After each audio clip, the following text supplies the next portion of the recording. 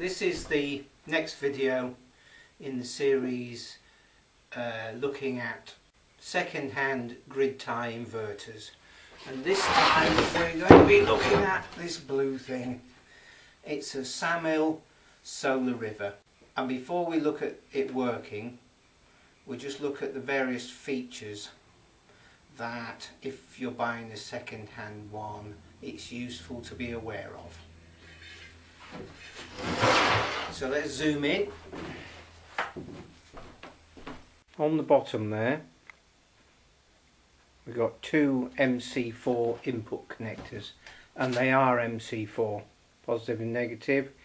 We've got various little windows for connections of various things, and just there we have the mains input socket, which is a pain in the neck.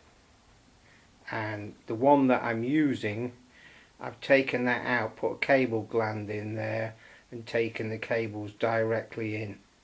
I don't like these one-off plugs, especially if you don't get them with the second-hand machine. So the top is removed by removing those three screws on that side and the same on the other side. So let's do it. So that's the screws undone. Now you understand, I'm not promoting these, it's useful to know various bits if you're going to buy a second-hand one. And this is a non-commercial channel, so I don't make any money out of these videos. There's an upstand here, and on the inside of the case there's a rubber seal. So when you put this back on, I found you need to apply a bit of pressure. So let's have a look in the interior. Okay, zoom in. There's the display. So the cover is just a clear cover to keep all the damp and muck out. There's the DC input,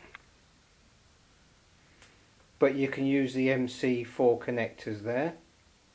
Coming along, that's a communications board with various sockets and stuff on the bottom, but here that's the mains. So it's quite easy to undo those screws and put the cables direct. And up here are the relays, and they're quite nice big chunky relays, unlike that Solar. Don't know if we can get in there sufficiently to see how big the contacts are, but they are quite nice and big and chunky, which is good. And there are the capacitors. So that's all it is inside. There's not much you can play with. There's a fuse. I'm just going to point it out if I can find it. There it is. There's a fuse there. That's a mains fuse next to the relays. So let's have a look at the specification and at how you hang it on the wall. So here's the specification. Max DC 550, 11 amps. This is a Solar River 2300TL.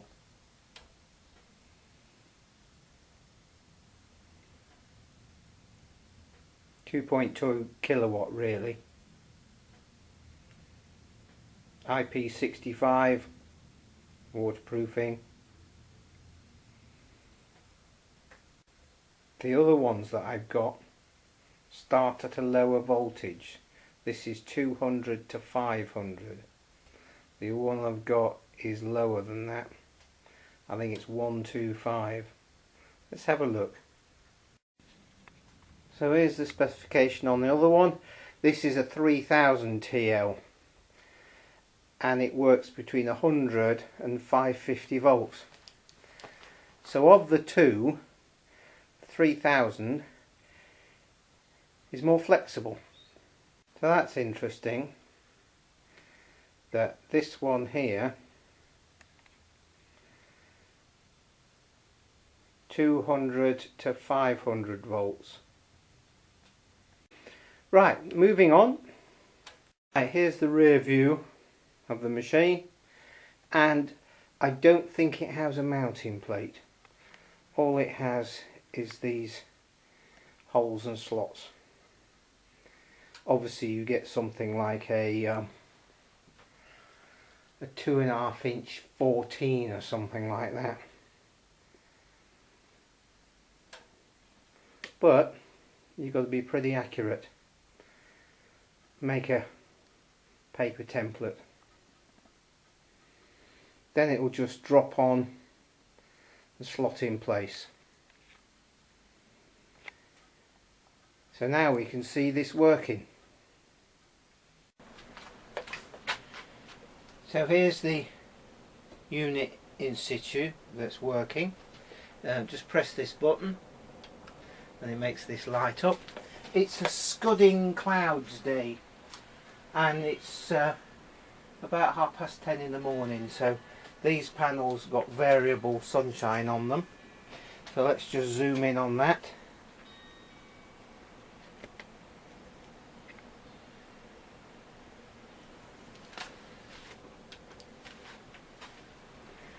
And there we go. And I think I've done this before in the Samil Solar River SMA comparison video. Normal state, and it's 190 watts. So you just keep pressing this and it just tells you stuff.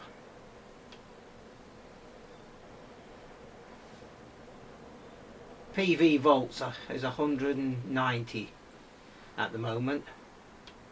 Now that seems to, as the current goes up, the voltage goes down a bit. If you're getting a lot out, the voltage will be somewhat lower. That's getting a lot out in watts. There's your AC and volts, and there's your watts again. So we just go through this. It doesn't look like there's any adjustment or anything for a password or what have you. There you are, select language, and if you just hold that in, it locks it there and it stays on that one until you move on. But that's about it. Unlike the ABB, where you had a whole different subsection for settings, this doesn't have one. But this interface is quite nice, and it doesn't continually scroll, which is great.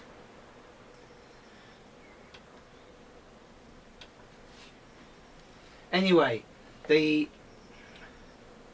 label for this one, of course, is this side. So I'm going to have to lift this off the wall so we can see what this is. But I think this is a 2.3, but it has a similar label to the 3 kilowatt one. So let's have a look.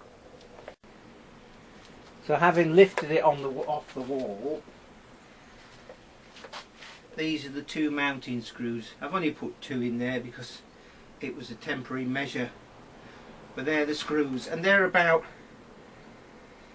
the thickness of a pencil off the wall, but I imagine they'll be a 3-inch screw or something like that. Quite a big head. And here's the label. As we can see, it's a 2.3 TL, but there we go, the 100 to 500, and the maximum power is 200 to 480. So I think on that other label all they missed off is this working range. What does it say? Operating voltage range. So that's the main range, and that's the maximum power range. So I'm assuming the first one we looked at, the other 2.3, is the same, but the label's different. Whilst we're here, that's the cable gland that I put in place of the socket. So that's permanently wired.